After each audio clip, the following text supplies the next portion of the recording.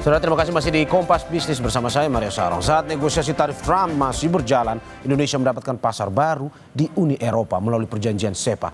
Lalu bagaimana kesiapan dunia usaha menghadapi tarif baru Trump dan pasar baru Indonesia? Sudah bergabung analis kebijakan ekonomi Asosiasi Pengusaha Indonesia atau APindo, Ajib Hamdani. Selamat pagi, Mas Ajib. Selamat pagi, Mas Mario. Terima kasih sudah bergabung di Dialog Kompas Bisnis pada pagi hari ini. Mas Ajib, bagaimana Anda melihat 32% tarif Trump? Dampaknya ke dunia usaha akan seperti apa, Mas? Ya, begini Mas Mario, memang kalau kita flashback ke belakang, sejak awal 2025 dan kemudian mulai mengakselerasi itu di bulan Juni kemarin, itu hubungan dagang antara Indonesia dengan Amerika itu mengalami eskalasi yang luar biasa. Dan dunia usaha termasuk APindo itu sudah melakukan langkah-langkah koordinasi yang bersifat antisipatif. Sehingga kemudian bagaimana per sekarang ini pun kemudian Trump masih menerapkan tarif sebesar 32%. Walaupun Mas Mario, kita masih mempunyai window, kita masih mempunyai ruang untuk negosiasi sampai dengan akhir Juli. Ya. Karena kalau kita lihat surat dari Donald Trump itu berlaku 1 Agustus. Nah, ruang negosiasi inilah yang akan kita optimalkan Mas Mario antara bilateral Indonesia dengan Amerika maupun opsi-opsi yang lain. Tapi begini Mas Mario, Ya. kalau kita lihat bagaimana efek dari kenaikan tarif Trump ini dalam konteks dunia usaha paling tidak ada 4 hal. Pertama berbicara masalah volume penurunan ekspor yang sangat mungkin turun. Karena harga di end user, harga di Amerika itu tentunya akan mengalami kenaikan harga. Competitiveness ini yang menjadi problem. Sehingga proyeksi kita, kemudian volume dagang kita akan mengalami turun. Walaupun kemudian kita lihat Mas Mario, bahwa ekspor Indonesia ke Amerika itu kira-kira menguasai sampai dengan 10% transaksi global kita. Ya. Kalau kita konversi ke PDB kira-kira setara dengan angka 2%. Relatif signifikan, makanya kita harus lebih mitigatif. Sehingga bagaimana di 1 Agustus nanti kebijakan Trump tidak mengganggu dan mengkontraksi neraca dagang ekspor impor. Kemudian resiko yang kedua adalah berbicara masalah ancaman dumping barang-barang China ke Indonesia, Mas Mario. Ini yang justru harus dimitigasi juga oleh pemerintah. Karena China juga merasakan tarif Trump yang lebih tinggi, bahkan sampai dengan 140% misalnya, sehingga potensi barang-barang dari China itu bisa masuk ke Indonesia. Ya. Ini yang kedua. Hal yang ketiga berbicara masalah volatilitas nilai tukar, Mas Mario. Ini yang perlu juga dicermati, karena kalau kita lihat di kerangka ekonomi makro Indonesia, sepanjang 2025 ini kita hanya diproyeksikan nilai tukar rupiah dengan dolar itu berbanding 1:16.000, Mas Mario. Dan kalau kita lihat fluktuasi itu bahkan ketika bulan Juni kemarin sampai menyentuh hampir 17.000. Alhamdulillah pada akhir-akhir ini mencapai 16.200 sampai 300.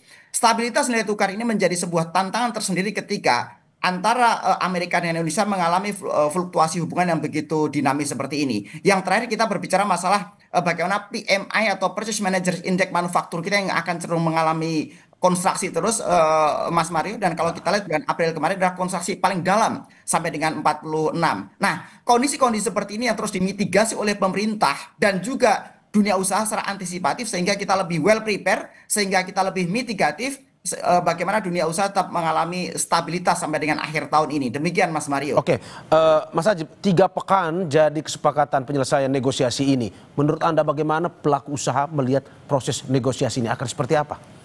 Ya, APindo terus melakukan komunikasi intensif dengan pemerintah, dengan Pak Menko Perekonomian, bahkan sebelum kemarin ke Amerika dan lanjut ke Uni Eropa. Kita memberikan masukan-masukan konstruktif, baik orientasi jangka pendek maupun jangka panjang sebenarnya Mas Mario. Jangka pendek berbicara hubungan bilateral dengan Amerika, termasuk komitmen dari rekan-rekan pengusaha di APindo untuk melakukan importasi barang dari Amerika. Ini adalah dalam rangka kita membangun yang namanya beneficially mutual.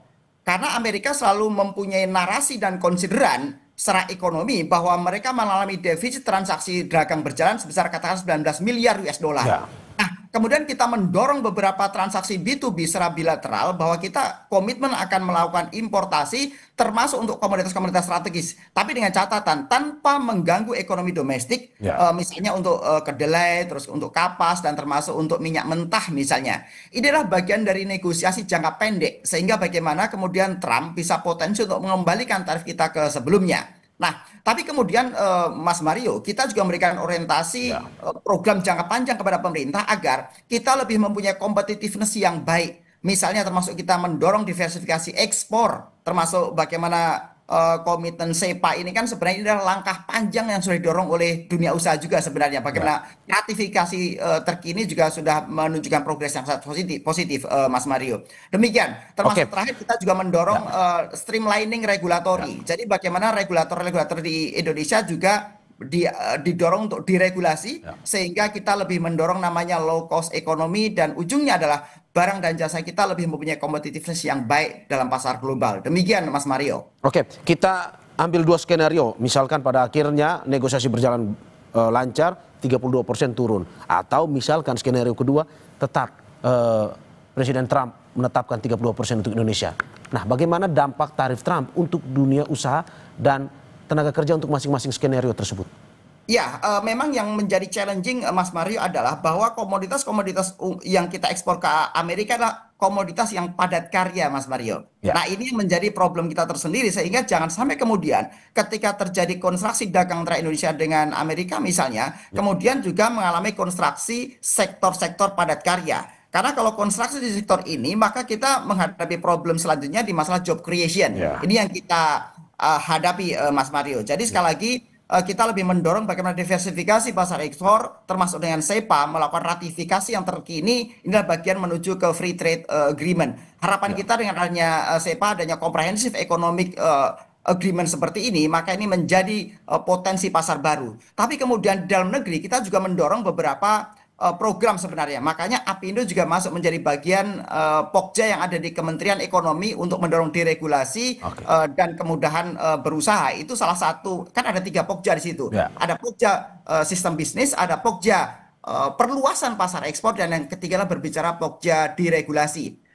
Hal-hal seperti ini menjadi langkah antisipasi dunia usaha agar bagaimana dan apapun yang nanti menjadi hasil kesepakatan antara Amerika dan Indonesia tidak akan mengganggu secara signifikan kegiatan-kegiatan ekonomi termasuk job creation dan jangan sampai kemudian menambah potensi pengangguran. Demikian narasi ekonominya, Mas Mario. Oke, berarti sekedar penegasan, pelaku usaha siap dengan kondisi apapun termasuk jika skenario kedua 30% berlaku untuk Indonesia. Ya, kita harus siap sebenarnya Mas Mario. Ya. Kita harus siap. Karena kalau kita lihat, kita sudah memilah setiap lini usaha yang akan terdampak secara signifikan dan secara serius ketika misalnya karena gini, dunia usaha ini kan kita punya istilah kita expect the best, Ya. kita preparing the worst gitu. Oke. Kita akan selalu mengharap yang terbaik, tapi kita Ya. harus siap-siap dengan yang terburuk. Nah, ketika misalnya yang terburuknya adalah tarif tetap 32% misalnya, maka kita sudah memetakan dan memilah-milah sektor-sektor mana yang memang sangat akan terfrustrasi. Nah, inilah kemudian secara customizing kita akan mendorong pemerintah untuk memberikan insentif-insentif yang paling tepat sehingga sekali lagi konstruksi ini tidak memberikan dampak yang lebih serius ke ekonomi domestiknya. Demikian, Mas. Oke, ini menjadi pertanyaan semua pihak sebenarnya terkait dengan insentif yang sudah Anda singgung. Insentif seperti apa yang paling tepat sebenarnya jika 30% tetap dilakukan? Ya, kita mendorong insentif yang bersifat komprehensif, mulai dari fiskal, moneter, termasuk insentif-insentif regulasi. Sebagai contoh, Mas Mario, kenapa kalau berbicara patron manufaktur, patron industri kita ada di China misalnya. Kenapa China itu mereka punya daya saing luar biasa? Kita petakan ada 4 hal. Satu, karena mereka energi sangat murah. Mereka tuh energi sangat murah dan kita masih di high cost proporsional di secara ekonomi kita. Yang kedua berbicara masalah infrastruktur yang mendukung. Karena sekali lagi begini, kalau kita bedah biaya logistik di Indonesia ini sebenarnya masih cenderung kurang ideal. Kita masih terbebani sekitar 23% dari proses bisnis kita. Kalau di negara-negara cenderung maju mereka di angka kisaran 13% misalnya. Nah, itu yang kedua dari China. Kemudian yang ketiga berbicara masalah clustering ekosistem bisnis. Yang keempat, yang terakhir adalah berbicara masalah sumber daya manusia. China tidak pernah menyampaikan bahwa tenaga kerja mereka murah sebenarnya, Mas Mario. Tapi mereka menyampaikan bahwa tenaga kerja mereka produktif. Nah, inilah kemudian kita lihat bagaimana dengan Indonesia. Kita harus mengempowering our human resources sehingga kita lebih punya produktivitas dan daya saing yang baik. Nah, ini yang kita dorong. Sekarang konteksnya dengan pemerintah bagaimana? Misalnya berbicara insentif moneter misalnya. Coba Mas Mario bayangkan, ketika misalnya teman-teman pengusaha, mereka melakukan capital expenditure, mereka melakukan ekspansi bisnis, kemudian kita pinjam ke lembaga keuangan di perbankan.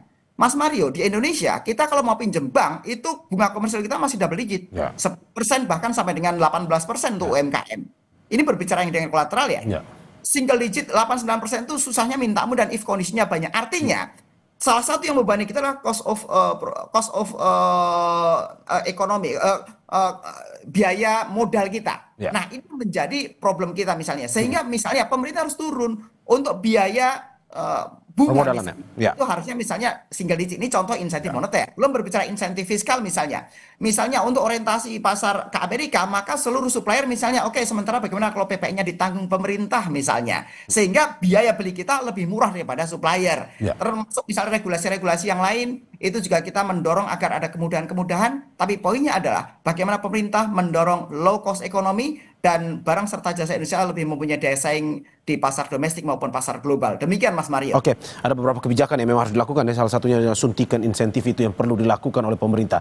Tetapi Mas, selanjutnya di sela-sela proses negosiasi ini, di sela-sela proses negosiasi tarif Trump ini, Indonesia dan Uni Eropa capai kesepakatan perdagangan bebas.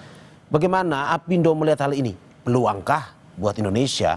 Dan kalau memang peluang, seperti apa yang dilihat pelaku usaha melalui kesepakatan baru ini?